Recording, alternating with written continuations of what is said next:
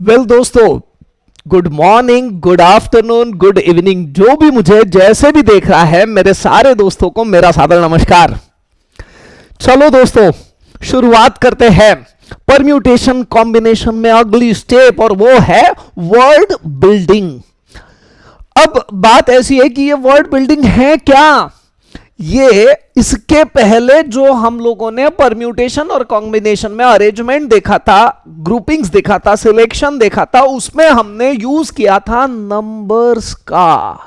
और word building में हम यूज करने वाले हैं अल्फाबेट्स का।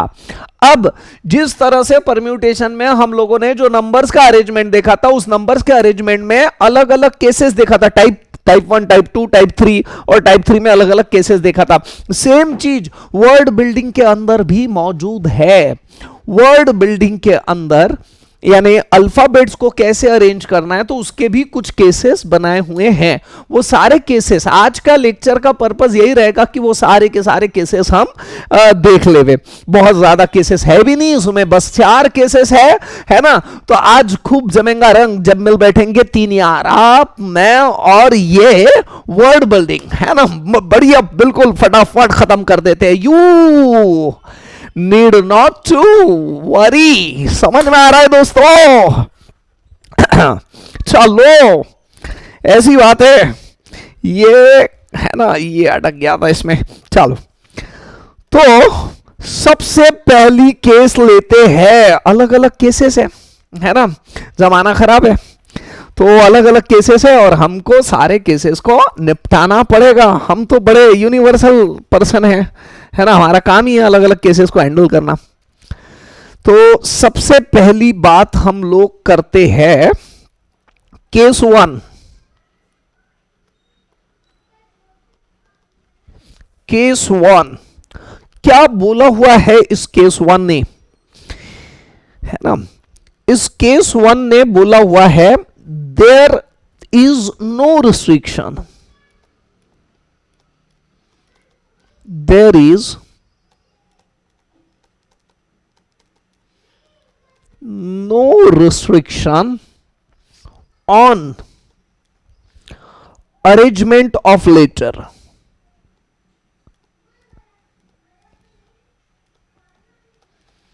Arrangement of letter.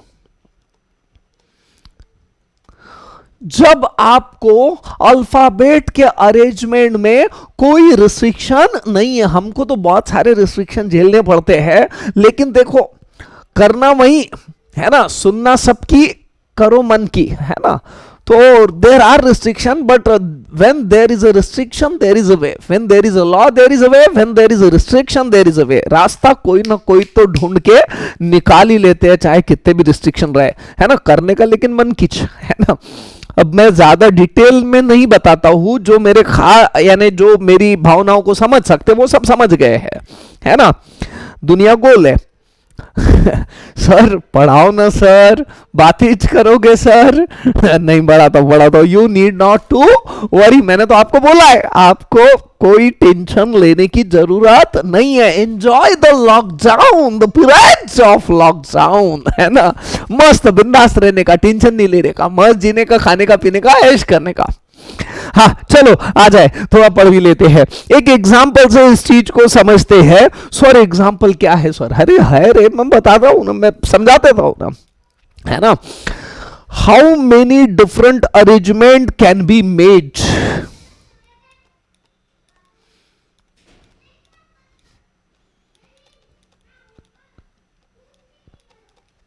different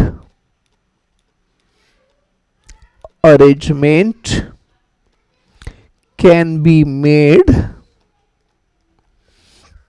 how many different arrangement can be made by using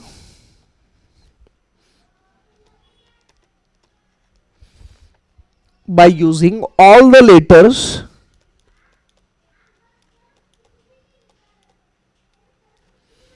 of word Monday with or without, with और विदाउट मीनिंग, है ना। देखो दोस्तों, समझ लेते हैं, है ना, क्या बोला है वो देख लेते हैं। तो सिचुएशन बड़ी गंभीर है, सिचुएशन अलग ही है। बात ऐसी है, क्वेश्चन पढ़ते हैं। मंडे यानी कि MONDAY,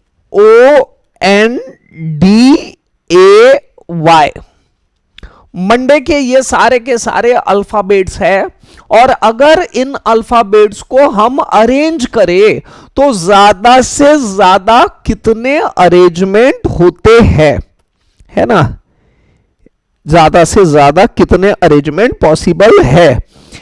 1 2 3 4 5 और 6, है ना, 6 अल्फाबेट है, और हमने मान लिया है 6 अल्फाबेट है, तो उसके लिए प्लेसेस भी कितनी लगेंगी, 6। और हां, 6 हमने मान नहीं लिया, लगेंगी भी 6। ठीक है, अब आप मुझे बताओ, ये 6 प्लेसेस पे 6 अल्फाबेट को अरेंज करने के लिए कितने नंबर ऑफ वेज से अरेंज कर सकते हैं, है ना। तो सर वैसे तो बड़ा आसान है सर, 6 अल्फाबेट है, 6 प्लेसेस है ना, 6p6 यानी 6 फैक्टोरियल यानी कि 720, ये आंसर बिल्कुल सही है। मैं और भी कुछ बातें बताना चाहता हूं इसमें क्या बोला हुआ है दोस्तों, समझो। इसमें बोला हुआ है कि using all the letters of word Monday, है ना, using all the letters of word Monday with or without meaning, है ना, with meaning और विदाउट मीनिंग। सर ये विदाउट मीनिंग का विथ मीनिंग का मतलब क्या है? अब ये मंडे बोल रहा हूं मैं, तो ये मीनिंग लग रहा है इसमें कि मंडे सोमवार, लेकिन मैं ओमडे बोलूंगा, ओ को इधर कर दिया और एम को इधर कर दिया, ओमडे, है ना। तो ओमडे ओमडे ओमडे, ये इसका कोई मतलब बन रहा है क्या? नहीं बन रहा है, ये विदाउट मीनिंग है, ये कोई इसका कोई मतलब नहीं है ना। तो अगर आपको इसमें तो बोला हुआ है विथ और विदाउट मीनिंग, है ना, तो ये ओमडे विदाउट मीनिंग बन रहा है, लेकिन ये भी एक अरेंजमेंट कंसीडर होगा। तो अगर क्वेश्चन ने ये नहीं भी लिखा हुआ रहता था विदाउट मीनिंग, तो ये प्री अज्यूम्ड है कि हमको अरेंजमेंट करने के लिए बोला हुआ है, तो वो विथ मीनिंग भी रहेगा और विदाउट मीनिंग भी रहेगा। अगर स्पेसिफिकली बोला हुआ है कि विथ मीनिंग रहेगा, तो ही हमको कंसीडर करना पड़ेगा, और ऐसा क्वेश्चन आने वाला नहीं है एग्जाम में, है ना। ऐसा हमारे लिए पॉसिबल भी नहीं है, उसको मैन्युअली ही निकालना पड़ेगा, विथ मीनिंग वाले अल्फाबेट ढूंढना पड़ेगा, है ना। तो ऐसा क्वेश्चन आता भी नहीं है। बस मैं यही कह देना चाहता हूं आप लोगों को कि विथ और विदाउट मीनिंग है, तो विदाउट मीनिंग का ज्यादा टेंशन लेने की जरूरत नहीं है। ये दिया हुआ रहे चाहे ये दिया हुआ ना रहे, है ना, हमको इसको कंसीडर करना है ही नहीं, है ना। अरेंजमेंट करेंगे तो कुछ अरेंजमेंट मीनिंग वाले आएंगे, कुछ अरेंजमेंट बिना मीनिंग वाले आएंगे, है ना। जो वर्ड तो बन गया लेकिन उस वर्ड का कोई मतलब नहीं है ना। चलो दोस्तों, अब इतनी सी बात थी इसमें, बाकी नंबर ऑफ वेज निकालना बड़ा आसान है। नंबर ऑफ वेज, तो आप ही बताओ कितने अल्फाबेट है? 6, और अल्फाबेट है 6, है ना। मस्त बारिश आ रही है, अभी अंगार बारिश आ रही है ना। अल्फाबेट कितने हैं? 6, और प्लेसेस कितने हैं? 6। 6 अल्फाबेट 6 प्लेसेस पे अरेंज होंगे, तो कितने नंबर ऑफ वे से अरेंज हो सकते हैं? 6p6 यानी के 6 फैक्टोरियल, और 6 फैक्टोरियल यानी आंसर क्या आ जाएगा? 720 वेज। किस्सा खत्म। बात समझ में आ रही है क्या दोस्तों? हाँ या ना? जी हाँ सर, बहुत अच्छे से समझ में आ रही है, और आना ही आना है ना। बड़ा मजेदार है सारी चीजें। ये हो गई हमारी केस 1, जो कि बहुत ही आसान है, इसमें कोई भी दिक्कत वाली बात है ही नहीं। अब लेते हैं केस 2।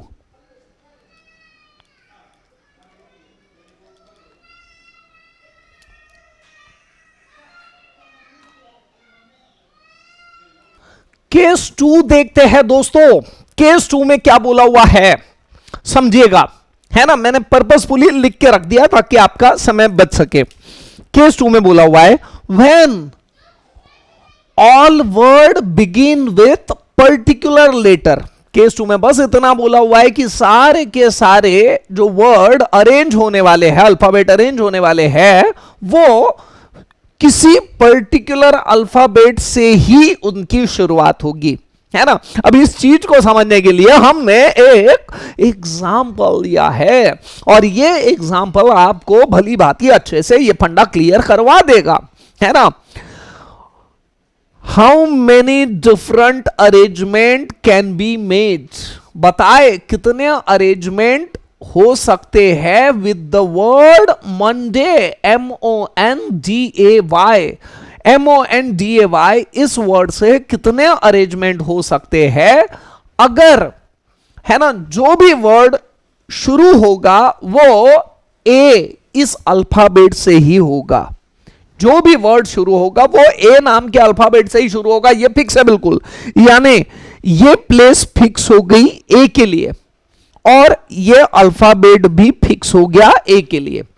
यानी पहले प्लेस पे, क्वेश्चन ने खुद ने बोला हुआ है कि पहले प्लेस पे ए ही आएगा। अबे हाँ या ना, है ना, हाँ, पहले प्लेस पे क्या आएगा, सिर्फ और सिर्फ ए। समझो, तो ये ए हमेशा फिक्स है पहले, ये अरेंजमेंट में आएगा ही नहीं। देखो अरेंजमेंट में तो ये MOND ए यहां पे भी आ सकता, या MAOND, है ना, या MNA, यानी वैसे तो ए कहीं पे भी जा सकता, लेकिन हमने कंडीशन लगा दिया कि ए हमेशा पहली पोजीशन पे आएगा। इसका मतलब ए अरेंज होने वाला है ही नहीं। अगर ए अरेंज नहीं होगा तो ये ए फिक्स हो गया पहले प्लेस पे, है ना।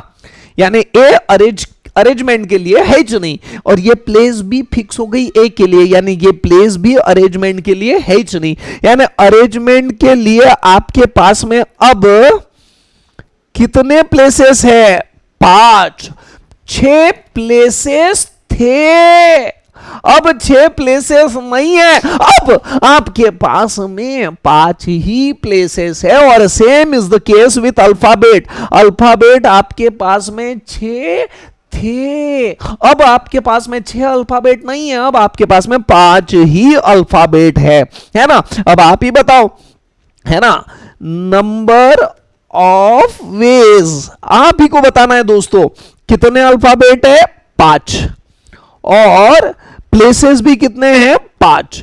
5 प्लेसेस पे 5 अल्फाबेट कितने नंबर ऑफ वेज से अरेंज होंगे, 5p5, यानी कि 5 फैक्टोरियल। 5 फैक्टोरियल यानी आंसर कितना आ जाएगा, 120 वेज। यही है हमारा आंसर। समझ में आ रहा है क्या दोस्तों, हाँ या ना, जी हाँ, है ना। ये हम लोगों ने देख लिया है केस 2। अब बारी है तीसरे वाली की, है ना। तो अब तीसरी वाली केस है, देखो मैं बहुत सारी चीजें सिखा रहा हूं आपको, अच्छे से समझना, है ना। तो अब देखते हैं थर्ड केस, है ना। ये केस शायद आपको समझ में आ भी गई होंगी। केस 3,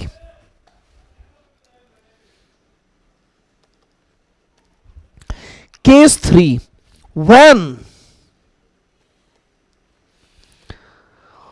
when ऑल वर्ड, ये भी आसान है, कोई खास नहीं है। पिछले केस में क्या देखा था हमने, बिगिन विथ, है ना, पिछले केस में देखा था बिगिन विथ पर्टिकुलर अल्फाबेट, इसमें बोलेंगे begin and and with particular, या हाँ पर्टिकुलर लेटर्स, है ना। पर्टिकुलर अल्फाबेट से ही शुरुआत होगी और किसी पर्टिकुलर अल्फाबेट से ही एंड होगा। समझ में आ रहा है ना मैं क्या बोल रहा हूं, है ना। तो ये भी कोई खास बात नहीं है, एक एग्जांपल से इसको समझेंगे, है ना। तो एग्जांपल इसके लिए, how many different arrangement, how many different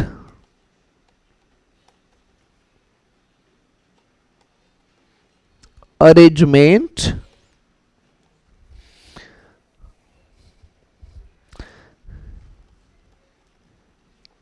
can be made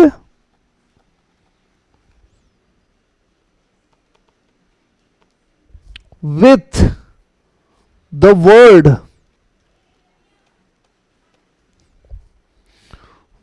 word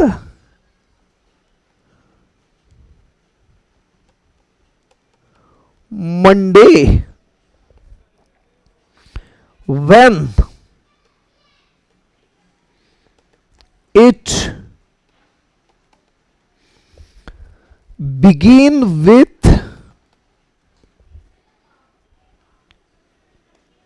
A and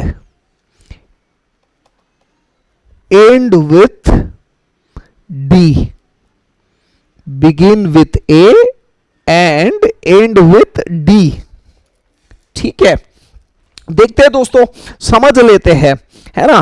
काफी हद तक हमको देखो, वैसे तो हमने पिछले क्वेश्चन में देख लिया था कि अल्फाबेट की शुरुआत, वर्ड की शुरुआत किसी स्पेसिफिक अल्फाबेट से हो रही है और फिर कैसे अरेंजमेंट होंगे। तो उसमें हम लोगों ने क्या देखा था कि एक अल्फाबेट ए हमने फिक्स कर दिया था पहले प्लेस पे और वो प्लेस भी फिक्स हो गई थी, यानी 6 में से प्लेसेस बची थी 5 और अल्फाबेट भी 6 में से बचे थे 5 और 5 अल्फाबेट 5 प्लेसेस पे कितने नंबर ऑफ वेज से आएंगे 5p5 यानी 5 फैक्टोरियल। ऐसा हमने पिछले केस में देखा था। अब आप ही बताओ इसमें कैसा होगा। आपके दिमाग में चीजें आ चुकी है, आप जो सोच रहे हो वो बिल्कुल सही है ना। सर वेरी सिंपल ना सर, अगर कोई पर्टिकुलर अल्फाबेट जैसे कि ए से ही शुरू होगा और किसी पर्टिकुलर अल्फाबेट यानी कि डी, क्वेश्चन में दिया हुआ है, ये क्वेश्चन आप पढ़ लो तो आपको समझ में आ जाएगा मैं क्या बोल रहा हूं। इस क्वेश्चन में बोला हुआ है कि मंडे ये वर्ड को ऐसे अरेंज करो कि इसकी शुरुआत हमेशा ए से होगी और इसका खात्मा, ये एंड हमेशा काय में होगा, डी में होगा, यानी शुरुआत ए को भी फिक्स करना पड़ेगा और एंड डी उसको भी फिक्स करना पड़ेगा। ए भी फिक्स और डी भी फिक्स। अब बचे कितने, 6 थे, है ना। ये 6 थे, एंड डी से ही होने वाला है, शुरुआत ए से ही होने वाली है, यानी बचे कितने आपके पास में 1 2 3 4 अल्फाबेट बचे और 4 प्लेसेस बचे। 4 अल्फाबेट और 4 प्लेसेस को कितने नंबर ऑफ वेज से अरेंज करने वाले हो 4p4 यानी 4 फैक्टोरियल। सर नहीं समझ में आया सर, काफी हद तक समझा लेकिन काफी हद तक नहीं समझा। अबे ये तो ट्रेलर था, है ना, असली पिक्चर तो अब है ना। तो देखो ये मैं लिख रहा हूं MONDAY, ये हमने लिख लिए हमारे। इसके प्लेसेस में फिक्स कर देता हूं 1 2 3 4 5 6 अल्फाबेट है तो 6 प्लेसेस लगने वाली है। अब देखो शुरुआत क्लियर कट बोला हुआ है क्वेश्चन ने कि ये जो भी अल्फाबेट है ये बिगिन कैसे होगा, ए से, यानी ए को फिक्स करना पड़ेगा, यानी ए कट कर दो, ए अब हमारे अल्फाबेट में है ही नहीं क्योंकि वो तो फिक्स हो चुका है ना। और एंड जो होने वाला है वो डी से, तो ये डी को भी खत्म कर दो, अब डी यहां पे फिक्स हो गया। अब हमारे पास में कुल मिला के 6 प्लेसेस थी, अब हमारे पास में 6 प्लेसेस नहीं है। अब हमारे पास में नंबर ऑफ प्लेसेस कितनी है दोस्तों, 4, है ना। अब हमारे पास में 4 प्लेसेस है और अल्फाबेट भी देखो 1 2 3 4 ही अल्फाबेट है। अब आप ही बताओ नंबर ऑफ वेज कैसा आएगा, नंबर ऑफ वेज 4 अल्फाबेट है और 4 प्लेसेस पे अरेंज करना है, या 4 प्लेसेस है और 4 अल्फाबेट उस प्लेसेस पे अरेंज करना है, तो 4p4 यानी 4 फैक्टोरियल। 4 फैक्टोरियल यानी आंसर क्या आएगा 24 वेज, यही है हमारा आंसर। भाई और बहनों समझ में आ रहा है क्या आपको, ये वो बात है केस 3 की। अब इसके बाद में अंगार वाली बात देखने वाले केस 4, ये एकदम रापचिक है, एकदम जबरदस्त है ना। आपको बड़ा मजा आएगा इसमें मेरे दोस्तों, है ना, इसमें बड़ा ही आनंद आएगा केस 4 में आपको। केस 4 को आगे बढ़ाते, केस 4 इस लेक्चर के आखिरी की केस है ना। उसके बाद में मैं लेक्चर स्टॉप करूंगा, लेकिन ये केस थोड़ा सा अच्छा खासा एक्सटेंड होने वाली है और उसके बाद में शुरुआत होंगी प्रॉब्लम्स की, है ना। फिर रापचिक बहुत सारे प्रॉब्लम लेना ही लेना है, देखेंगे आगे। अब से मैंने कैसा डिसाइड किया है कि बहुत ज्यादा बड़े लेक्चर ना लेते हुए छोटे छोटे लेक्चर्स लेना है, ताकि आपको वो एक पर्टिकुलर कंसेप्ट खत्म हो जाए। ऐसा मैं सोच रहा हूं, मेरी सोच है, मुझे नहीं पता ये सही है या गलत है, लेकिन ये सही है या गलत है ये डिसाइड करने वाली तो आप हो, और आप जरूर मुझे किसी ना किसी माध्यम से कन्वे जरूर करोगे कि नहीं सर ऐसा ही करना चाहिए, और या तो सर तुसी गलत हो, सर तुसी ऐसा ना करो सर, है ना। आप ये आप जो भी फीडबैक दोगे वो हिसाब से हम अपडेट होंगे, हम चेंज होंगे।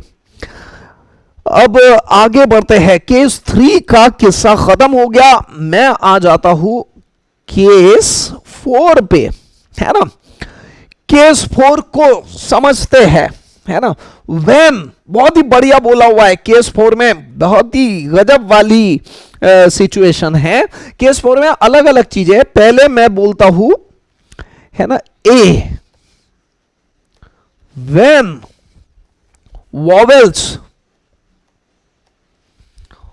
occur together, vowels occur together, चीजों को समझते हैं दोस्तों, है ना। बहुत ही अल्टीमेट चीजें हैं, एक एग्जाम्पल से सारी चीजें समझेंगे। एग्जाम्पल में बोला हुआ है ना, how many different arrangement, how many, कुछ ध्यान में तो आ रहा है ना, कुछ दिमाग तो चला रहे हो ना, कि वॉवेल ऑकर टुगेदर, है ना, वॉवेल ऑकर टुगेदर, वॉवेल साथ में आ रही है ना। तो देखते हैं, vowel A E I O U vowels है, और ये वॉवेल में से कोई भी दो वॉवेल साथ में आ रहे हैं, है ना। तो ये वो बात है, कहीं ना कहीं कुछ क्लिक हो रहा है कि आपको, जरूर हो रहा है। चलो देखते हैं, how many different arrangement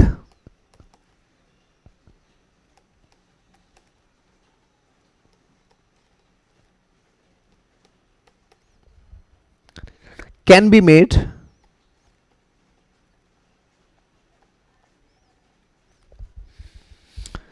in word Monday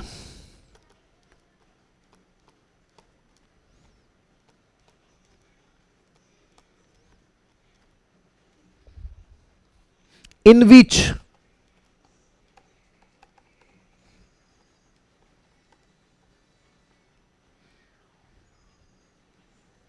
OA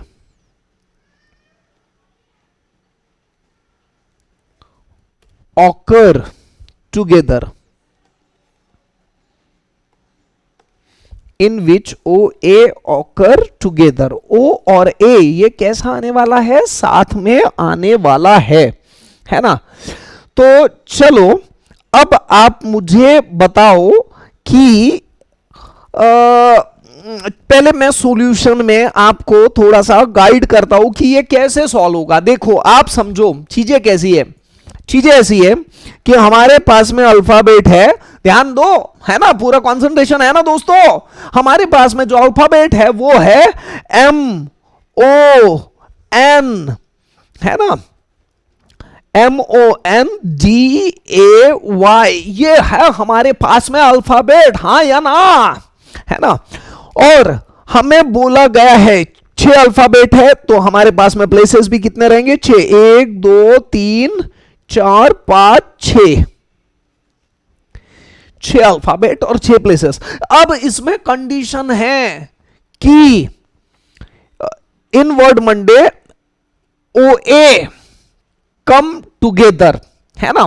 तो अब मैं देख लेता हूं, इसमें स्पेसिफिकली तो नहीं बोला कि वॉवेल ऑकर टुगेदर, कभी मैक्सिमम क्वेश्चन में तो यही लिख के आएगा कि वॉवेल ऑकर टुगेदर, है ना। बट ये पहला क्वेश्चन था, आसान था, इसके चक्कर में हमने OA ऑकर टुगेदर बोला है। अब आप ही मुझे बताओ इसके अंदर वॉवेल है कौन कौन से, A E I O U, ये वॉवेल है AEIOU, इसमें से वॉवेल सिर्फ 2 ही है ना, A और O, और क्या बोला हुआ है, ये दोनों साथ में ही आने वाले हैं। तो मैं इस प्लेस पे लिख देता हूं A को, इस प्लेस पे लिख देता हूं O को, और क्योंकि ये साथ में आने वाले हैं इसके लिए इनको बोल देता हूं 1 यूनिट। सेम बात हमने इसके पहले ऐसा लॉजिक टाइप 1 के प्रॉब्लम्स में देखा था, है ना। तो इनको 1 यूनिट बना दिया, क्योंकि ये हमेशा जहां पे भी अरेंज होंगे, देखो 1 2 3 4 4 5 6, है ना। तो ये ए ओ यहां एम आ रहा है, A O N D A Y यहां पे आएगा, एन डी वाई, है ना। ऐसा भी हो सकता है कि ये एम एन ए ओ, है ना, ऐसा भी अरेंजमेंट हो सकता है डी वाई, या ये भी हो सकता है कि यहां ओ ए आवे, ठीक है। यानी कहने का मतलब ये जहां पे भी अरेंजमेंट होंगे, अरेंज होंगे, उसमें एक चीज तो बड़ी फिक्स है कि ए और ओ कैसा आने वाला है, साथ ही में आने वाला है। और वही तो खास है इस बात के अंदर, वही तो चीज हमको समझने का है, ए और ओ कैसा आने वाला है, साथ में आने वाला है ना। तो ये दोनों साथ में आएंगे, इसको एक यूनिट बना दिया, है ना। और अब ए और ओ, ये एक यूनिट इधर हो गया, ये दोनों खत्म। यानी अब हमारे पास में बचे कितने, एम एन डी वाई, यानी 4, और ये प्लेसेस भी कितने हैं, 4, 4 प्लेसेस है और 4 अल्फाबेट है। लेकिन ये ए ओ भी एक प्लेस है, यानी कुल मिला के प्लेसेस 4 नहीं हुई, कुल मिला के जो प्लेसेस हुई वो हमारे पास में हुई 5 प्लेसेस और 5 अल्फाबेट। अब आप ही बताओ, नंबर ऑफ वेज, ध्यान दीजिएगा पूरा, number of ways, 5 alphabet 5 places पे कितने नंबर ऑफ वेज से अरेंज होंगे, 5p5 एंड, है ना। बिल्कुल ध्यान देना, ये ए ओ है ना, दोनों साथ में आने चाहिए। ऐसा बोला थोड़ी कि ए के बाद में ओ आना चाहिए, ऐसा कुछ बोला हुआ नहीं है। यानी ए ओ में भी वो साथ में है और ओ ए में भी वो साथ में है, वो 2 अल्फाबेट साथ में आने चाहिए, इतना बोला हुआ है ना। तो ए ओ किया तो भी वो साथ में है, ओ ए किया तो भी वो साथ में है, यानी ये अल्फाबेट आपस में 2 प्लेसेस में अरेंज होंगे। कितने नंबर ऑफ वेज से, 2p2 वेज से, 5p5 यानी कि 5 फैक्टोरियल, एंड यानी मल्टीप्लीकेशन। देखो एंड क्यों लिखा मैंने, और क्यों नहीं लिखा, है ना। सिर्फ ए ओ अरेंज होने वाला है, या ये बचे हुए अल्फाबेट अरेंज होने वाले हैं, या है या एंड है उसमें, है ना। बचे हुए अल्फाबेट भी अरेंज होंगे एंड ए ओ भी अरेंज होगा करके मैंने बीच में क्या लिखा हुआ है, एंड या और, जो हमारे मन ने बोला हुआ है, क्वेश्चन ने जो बोला हुआ है वो नहीं। 2p2 यानी के 2 फैक्टोरियल, 5 फैक्टोरियल यानी आंसर आ जाएगा 120, 2 फैक्टोरियल यानी आंसर आ जाएगा 2, अल्टीमेटली आंसर आ जाएगा 240 वेज। यही है हमारा आंसर। समझ में आ रहा है क्या दोस्तों, भाई और बहनों, है ना। ये सारी की सारी बात है केस 4 की, ठीक है। ये सारा का सारा किस्सा है, ठीक है। अब ये मैंने ए देखा, अब इसी के अंदर ये ध्यान में तो आ गया, आप पॉज करके अच्छे से समझ भी लेना, है ना। अब मैं इसी में लेता हूं दूसरा सिचुएशन, अगला पेज, केस 4 का ही सिचुएशन बी, है ना। केस 4 का ही सिचुएशन बी, क्या बोला हुआ है इसमें, इन वर्ड, है ना। ये situation B, when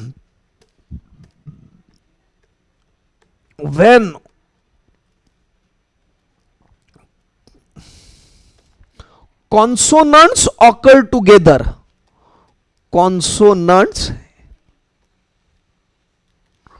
occur together। अब बाबूज और बाबीज, है ना मेरे प्यारे क्लासवासियों, अब आपको यह बात तो ध्यान में जरूर आ गई होंगी कि consonant A E I O you ये है वोवेल, और बचे हुए सारे के सारे अल्फाबेट यानी कॉन्सोनेंट। अगर कॉन्सोनेंट साथ में ही आएंगे तो कैसा, देखते हैं, कोई खास बात नहीं है। एक एग्जांपल लेते हैं उसका, example, in word Monday,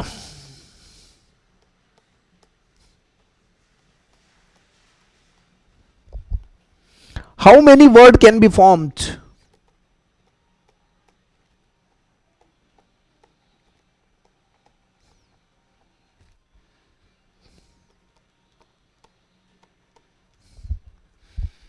such that the consonant consonants occur together. तो सॉल्यूशन में देखते हैं दोस्तों, है ना। चीजें तो ध्यान में आ गई सर, लेकिन वो वहां तो दो ही थे ना, कॉन्सोनेंट तो जाता रहेंगे ना, तो कैसा करना सर, ये यही ख्याल आ रहा है ना आपके दिमाग में, मुझे पता है ना। और ये सोच आनी भी चाहिए, ये आ रही है यानी अच्छी बात है, आप ट्रैक पे हो, आप जुड़े हुए हो, आप लगे हुए हो, आप मेरे साथ में हो, है ना। तो अब देखते हैं दोस्तों कैसी बात है। MONDAY, है ना, ये अल्फाबेट है और इसके प्लेसेस ले लेते हैं 1 2 3 4 5 6। अब बोला हुआ क्या है, कॉन्सोनेंट ऑकर टुगेदर, कॉन्सोनेंट्स, है ना। अब आप ही बताओ, ये वोवेल है, ये वोवल है, बचे हुए कॉन्सोनेंट है ना। तो देखते हैं ना, बचे हुए का जुगाड़ करते हैं, we will definitely do something, है ना। तो ये आ गया MNDY,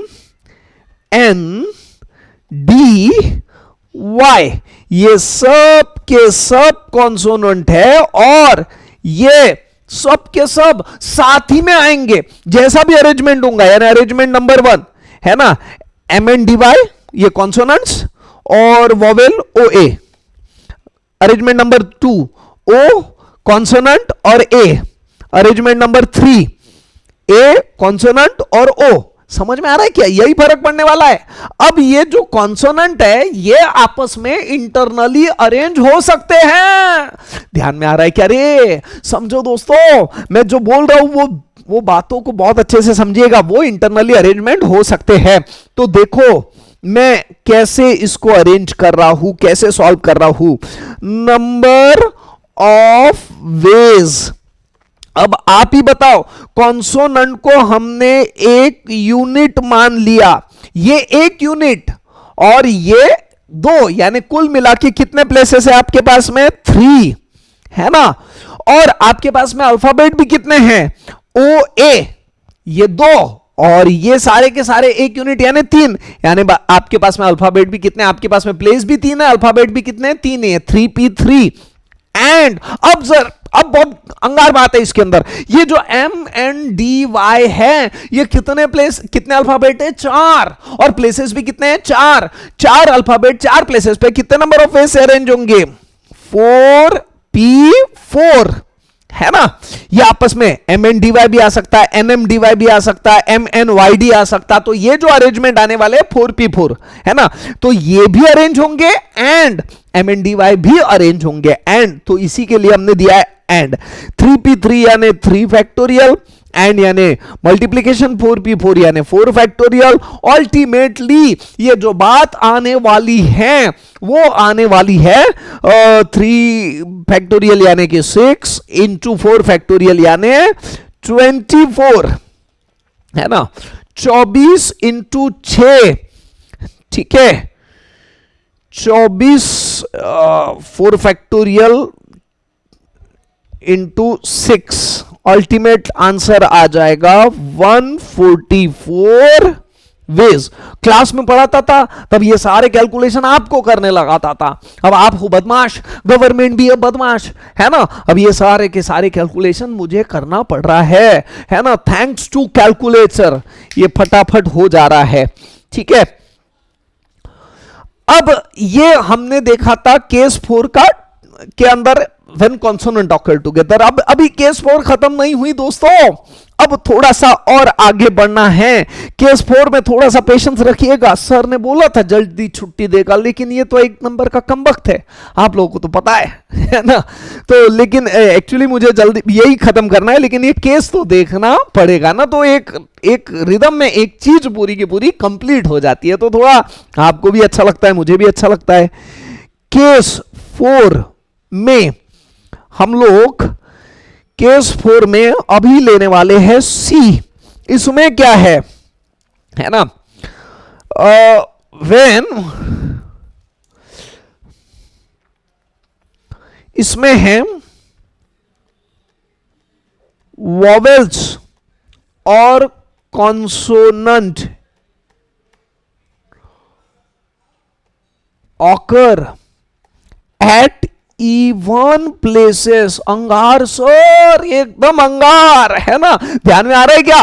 वॉवेल या कॉन्सोनेंट कहां पे आने वाला है? इवन प्लेस पे। पहली प्लेस 1 ऑड प्लेस हो गई, दूसरी प्लेस 2 इवन प्लेस हो गई, तीसरी प्लेस। तो ऐसा अरेंजमेंट सर, ये तो बहुत अंगार होगा सर। अबे है ना, you need not to worry, मैं हूं ना, है ना। किसका है ये तुमको इंतजार? मैं हूं ना। वॉवेल्स और consonant occur eight even places, इसका एक एग्जांपल ले लेते हैं भाई और बहनों। Example in the word Monday. ये मैं बहुत झुक जाता हूं क्या ऐसा कि बराबर ये ऐसा साला ऐसा रहना चाहिए, लेकिन क्या है, अपना अलग ही सिचुएशन है। In the word Monday, in the word Monday, how many words can be formed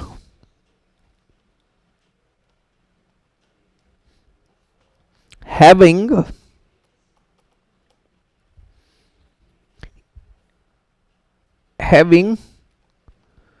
vowels occurring at even places। तो दोस्तों चीजों को समझते हैं अच्छे से, क्या है क्या नहीं वो देखते हैं, है ना। तो मंडे ये अल्फाबेट हमारे पास में है। क्वेश्चन ने क्या बोला हुआ है मैं आपको एकदम क्लियर कर देता हूं, आपको कोई चिंता फिकर करने की जरूरत नहीं है। MONDAY है ना। और इसमें बोला हुआ है in the word Monday how many words can be formed having vowels occurring at even places.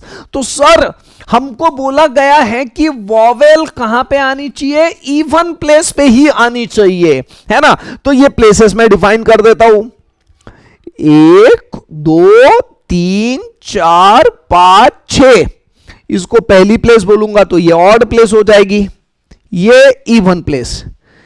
ये तीसरी प्लेस बोलूंगा तो ये ऑड हो जाएगी और ये इवन प्लेस। इसको पांचवी प्लेस बोलूंगा तो ये ऑड हो जाएगी और ये इवन प्लेस। समझ में आ रहा है क्या दोस्तों मैं क्या कहना चाह रहा हूं, है ना। अब देखते हैं नंबर ऑफ वेज। अब देखते हैं नंबर ऑफ वेज। अब आप ही मुझे बताइए कि MONDAY ये कुल मिला के 6 अल्फाबेट है और इन 6 अल्फाबेट को हमें अरेंज करने का है 6 प्लेसेस पे। उसमें कंडीशन है कि इसमें जो भी वॉवेल है वो सिर्फ और सिर्फ इवन प्लेस पे ही आनी चाहिए। कुल मिला के हमारे पास में कितने इवन प्लेस है दोस्तों? 3, है ना।